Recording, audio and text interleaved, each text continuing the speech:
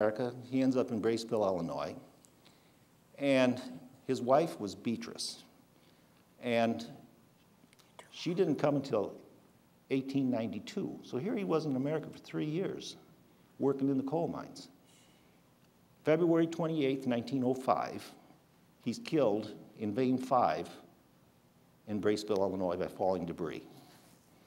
I've tried to find where he's buried. He's not in Grundy County. I have a very, very strong suspicion that he's buried in Ladd, Illinois. The graves aren't marked. There's so many graves that are totally unidentified miners.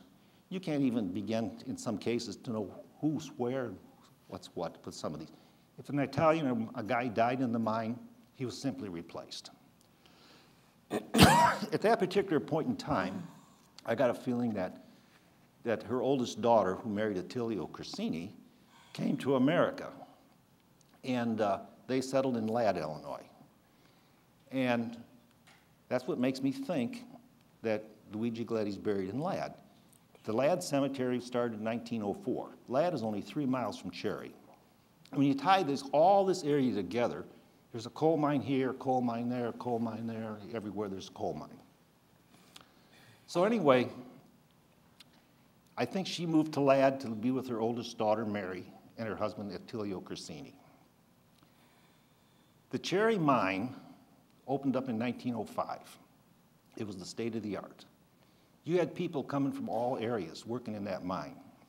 The previous mines were mostly all Italians. And so once they got to the Cherry mine, it had electricity, state of the art, new mine. People were working there. Excuse me. So in November 13th, 1909, well, let's go back to Italy a little bit. Let's go back to Angelina. She was born in 1885. Augusto Sargenti was born in 1884. You can visualize the rolling hills. They were truly in love, those two people. They had their firstborn child. She was pregnant with the second child. When Augusto came to America, the same as Luigi Galetti, left his wife and family behind. Oneness in Italy, oneness. He gets to America, he goes to the Cherry mine, and that's where he works. 2 years later, after their second child is born, Mario, and his widow today is still alive in Italy. He was Augusto Sargenti's second child. He dies in the mine.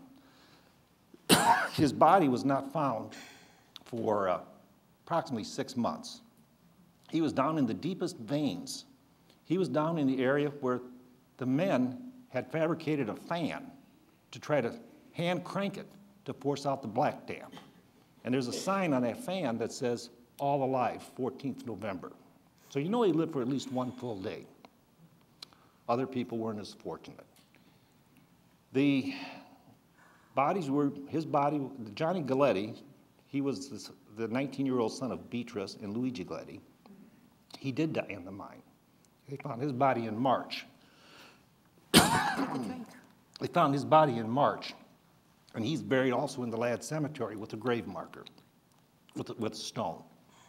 And as the time progresses, after Johnny Galetti died, Luciano Galetti, who happens to be her grandfather, everybody knew everybody, but Angelina couldn't stand him, her grandfather.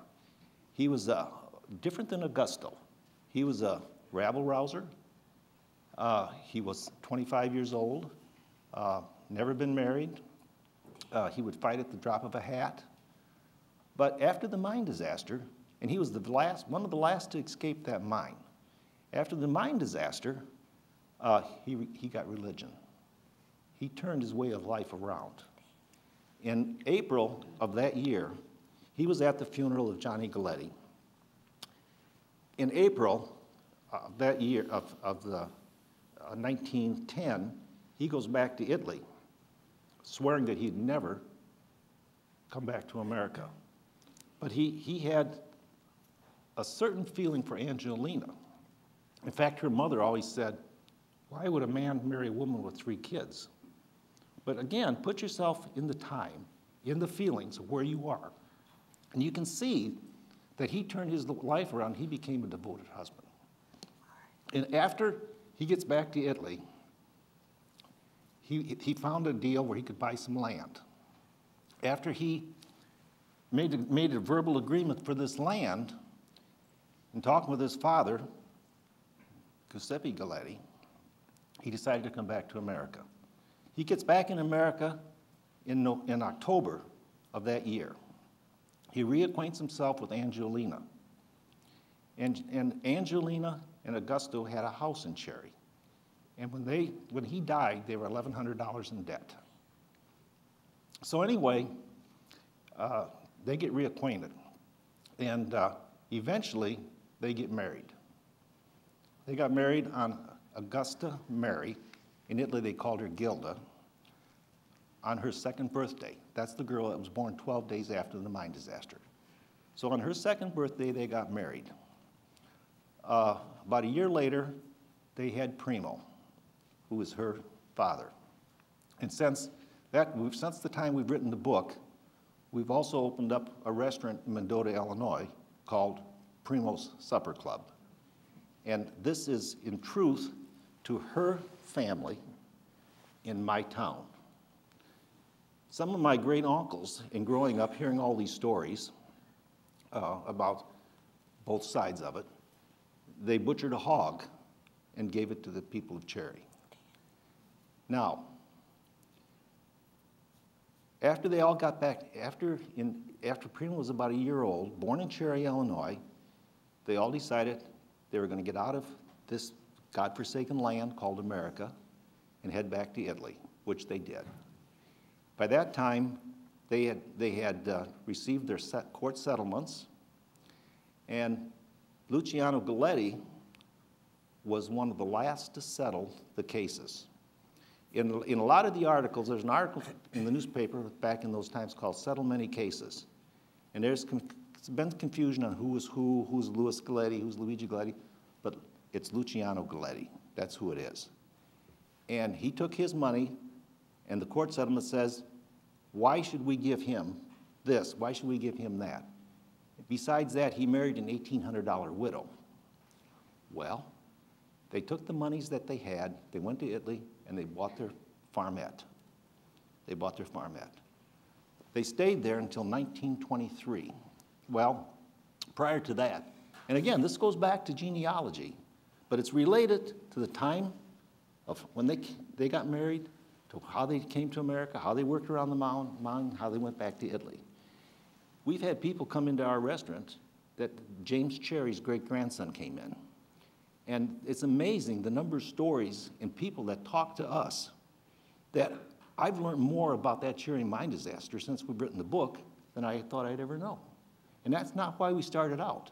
We started out with the idea that she would know her forefathers. And today we know our forefathers. She knows hers, I know mine. Of the 259 men and boys that died, and again, you got to realize that I'm an engineer. I deal in facts and figures. I think in terms of black and white. She thinks in terms of color. You know, so it took the two of us to do this. But of the 259 men and boys that died, doing the projection, I estimated that there were over 25,000 descendants alive throughout the world today.